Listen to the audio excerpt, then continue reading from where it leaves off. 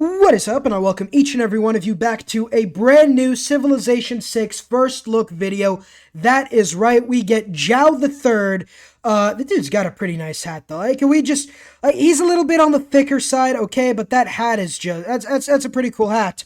But nobody cares about the hat. Before we get started, as always, you know what I'm going to say. Don't forget to like, comment, subscribe. Did I tell you guys to subscribe? Because that is definitely something you should be considering. Click that red button down below. And yeah, let's get into it. Let's get into the unique abilities. First things first. The leader ability, Porta do Circo.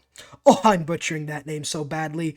All units receive +1 sight, +1 trade route capacity with a civilization whenever they are met, and open borders with all city-states. That is a pretty damn good leader ability. There's that civilization ability. I don't know, but that's a pretty good ability either way. +1 sight helps with exploration, especially with naval units. The trade route capacity means you're pretty much Mansa Musa of the sea, right? Am I just wrong with that? They're pretty much double trade route capacity. Wait, hold on. So could you, if you had 10 cities, that's 20 trade routes, right? That's an absolutely insane amount of trade routes. My God. Next up, their unique ability. The other one is Casa da Índia. Oh my God, Gandhi should probably run because international trade routes can only reach cities on the coast or with the harbor. Doesn't sound that good, but they receive 50% boost towards all yields. What? 50%? So if I'm getting 5 science, I'd get 7.5 science, right? Traders have 50% range over water and can embark as soon as they are unlocked. Okay, so that means you don't have to wait till the tech that allows your trader units to go in water, which is pretty nice. But 50% towards all yields? I mean, I know it can only reach cities on the coast or with the harbor, but archipelago map, Portugal's looking like the best civ in the entire game. My God. Next up, they have the now unique unit, Portuguese unique naval melee unit that replaces the caravel, starts with a free promotion, keyword is free, less maintenance, and has 2 charges to build the Feitoria. We'll talk about that later, but it's high. Yeah, it's a decent. It's called the now, not the, I don't know what I called it, but it's called the now, which, potential jokes when I definitely get around to playing the Civilization for sure.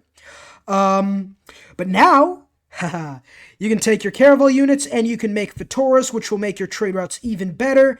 I mean, the free promotion is nice, along with less maintenance. Be able to build a bigger army, but I mean, I'd imagine naval civilizations, naval warfare is mostly centered around frigates, you would think, right?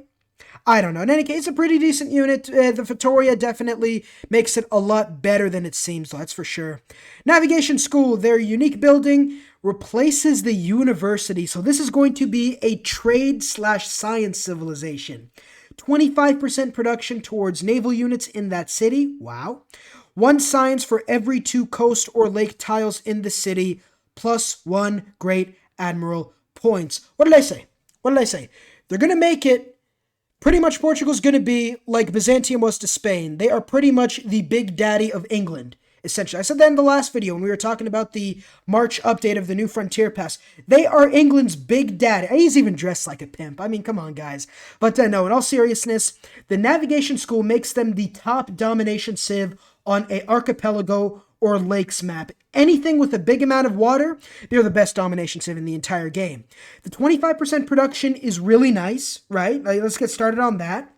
But then you have the university replacement giving you 1 science for every 2 coast or lake tiles in the city and a great admiral point. So you get great admiral points, you get better production, and you get more science to get more technologies. They are the best domination civ on an archipelago map. They are the best science civ on an archipelago map. Imagine how much science you're going to make, right? Let's say 10 ocean or lake tiles, right? 10 of them. You're getting 5 extra science just from ocean or lake tiles, and that doesn't even take into account the university and all the campus buildings are going to be building before that. They are by far the best civ on an archipelago map. If you want to win deity, well, first of all, you should play Babylon, obviously. But these dudes on an archipelago map, my God, that's disgusting. Let's go down to the Feitoria as if they need another bonus. They literally have 5, but it's just insane at this point. Unlocks the now's ability to construct a Feitoria unique to Portugal. Now, the Feitoria has very, very specific circumstances, probably the most specific in the entire game. They have to be built by the now, and they have to be built adjacent to a luxury resource, adjacent to a coast on it. They have to be built on the coast, adjacent to a luxury resource, in an enemy civilization with the now unique unit. That is extremely specific. On an archipelago map, it should be a lot easier, but you also can't build them back to back, I don't think, either. That's what was shown in the video. It provides 4 gold and 1 production, all right? Trade routes sent to the city from Portugal gain 4 gold and 1 production. So on top of the 50% bonus you get from Casa da Índia, Runaway Gandhi, you get 4 gold and 1 production. And again, it can only be built to an adjacent luxury or bonus resource. Ooh, bonus. This is the first time I'm seeing like the actual like page type of thing that shows you all the abilities in depth. Can only be built adjacent to luxury or bonus resources in territory belonging to other civilizations or city-states that you have open borders with. And you have open borders with all city-states, by the way. Your unique ability, Porta de Circle. Man, I am such a butcher. Holy crap, I might as well enter the meats industry. Must be built on a coast or lake tile adjacent to land and is not adjacent to another Feitorias. They can't be removed. It's specific, and it's not the best ability they have, but it's a damn good one. 4 gold and 1 production, and trade route sent to that city. So if you build 3 or 4 of these, which is possible on an archipelago map, you would get 12 gold, 3 production, plus 50% would be, so you get 4.5 production and 18 gold without factoring in anything else. If you build 3 Feitorias in an enemy city, that is absolutely insane. We are looking at trade routes that will give you upwards of 40 gold, 10 science, 10 production, and you get double the normal amount of trade routes. This is absolutely insane. Now, let's talk about some strategies. First things first, on a continents map, they're decent, they're pretty good. On a Pangea map, absolutely garbage, trash, even worse than, what's her name again? Tamar, Georgia. Even worse than Georgia on a Pangea map. Garbage. Terrible. Archipelago map, they literally go from the worst civ on a Pangea map to a decent civ on a continents map to the best civ in the entire game on an archipelago or water-based map. It is insane. The extra trade route capacity is insane, right? Like if you build 10 cities, you'll get 20 trade routes. Those trade routes will have an extra 50% range and all yields, a boost to every single yield.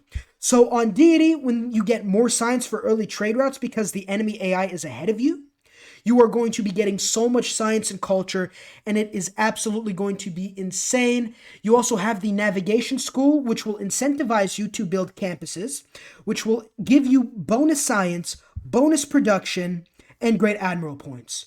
Again, all you need, campuses, harbors, what are they called? Harbor districts, I think. Harbor districts, and build the navigation school, get the production towards naval units, get a seaport, build some nows, and get a few frigates. Use your nows as sort of like, pretty much what they're built like is sort of like what they were in real life. They are the first civ in Civilization 6 that want you to establish a trading empire. You want open borders with everyone. You have them against city-states. You have a bonus to exploration with the +1 site. You have all these trade routes, and with your nows putting Feitorias everywhere, you can build a massive commercial empire just like Portugal had in real life.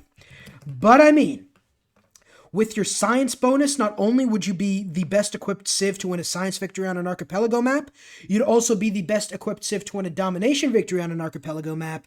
Not to mention all that gold is just going to be helpful in whatever endeavor you choose to partake in.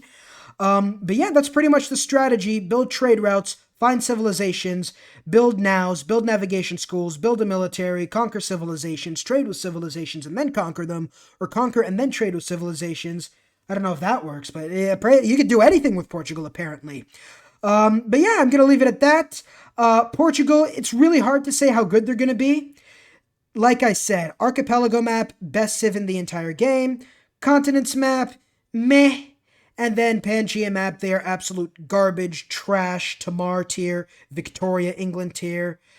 Eleanor, England, they're just that bad on a continent's map, because with all the trade routes, you're not going to be able to have a wide variety. You know what I mean?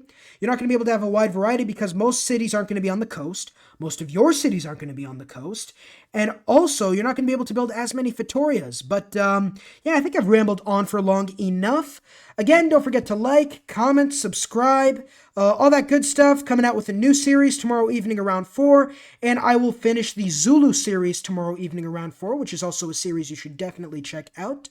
And yeah, I'll see you all in the next video. Peace.